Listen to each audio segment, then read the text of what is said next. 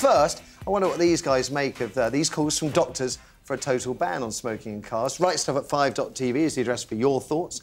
The Royal College of Physicians is calling not just for a ban on smoking in cars, including those driven by non-breeders, but also in public places such as parks and playgrounds where children gather. And it says new laws are necessary to protect children from the evils of second-hand smoke. Passive smoking triggers 22,000 cases of asthma and wheezing in children every year, with something like 9,500 admitted to hospital as a result. But why force those without children to go without their cancer sticks? Well, because these medics believe it would make the law far easier to police. That's right, because they're doing such a good job on mobile phones in cars. Now, I'm not for 1 minute encouraging people to light up in front of children, but we are supposed to be living in a free country. Our government makes £8 billion a year from smokers, and yet Sir Liam Donaldson, the Chief Medical Officer, he hailed this Royal College of Physicians report as very valuable. But, Martin, is it really? I think it is necessary. We might not necessarily agree with all the things, you know, that the people we elect are doing for us, but I think when they're doing stuff like this, I think it is right. I've got kids, and I wouldn't want my kids to go in a car or be associated with smoking. Yeah, but that's children. But why should my friend Big Dan, for example, I was with at the weekend, he has a big car, he has no children, he loves smoking, more fool him for that, but if he wants to smoke in his car, why the hell should he be stopped? Because it's against the law, or soon to be. I think, you know, sometimes in certain countries, you have certain laws, you know, there's different laws all over the world. There's some strange ones we've even been talking about this morning. But normally, when we talk about strange ones, this is before we came on air, about not being able to drive sheep over London Bridge and stuff like that. But there is a benefit to this. There is a benefit to this. The overall benefit to this law being in place is that there'll be less kids... But I say again, the law will not...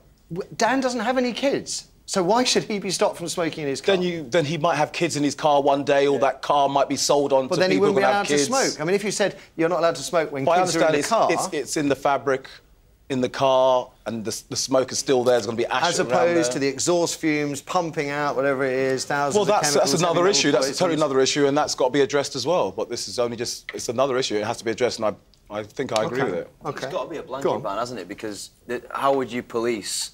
If they just made the law for just when children are in the car, how would they police if... Well, how are they going to police it anyway? Yeah. Then the answer is they're not going to. No. So we're going to waste a lot of money bringing in a law that we know we can't enforce. And to me, that's crazy.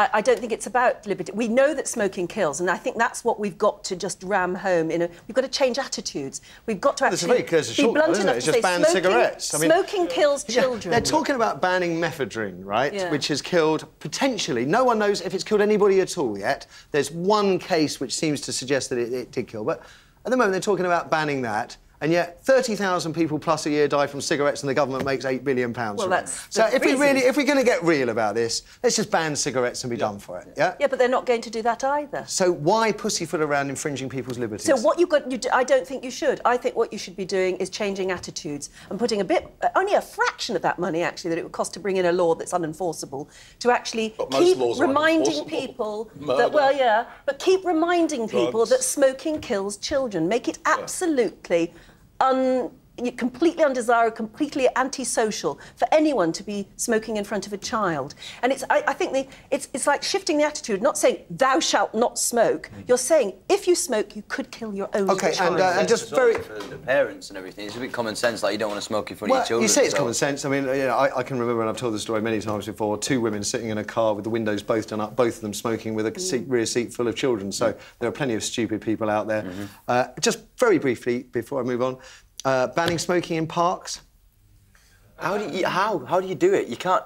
Like, they say now you can't smoke indoors, and now they're basically saying... I'm not a smoker myself, but you can't smoke indoors, so you go to the park at lunchtime... Oh, but children gather there. We've got to protect the children. Yeah, which is fair enough. It's all right to protect the children, but you can't put, like, a smoking ban in somewhere that's outside, because where are the restrictions? Like, and who's going to be there to stop you if you are doing it? I'm sure there'll be some jobs where Chris will draw it up for us.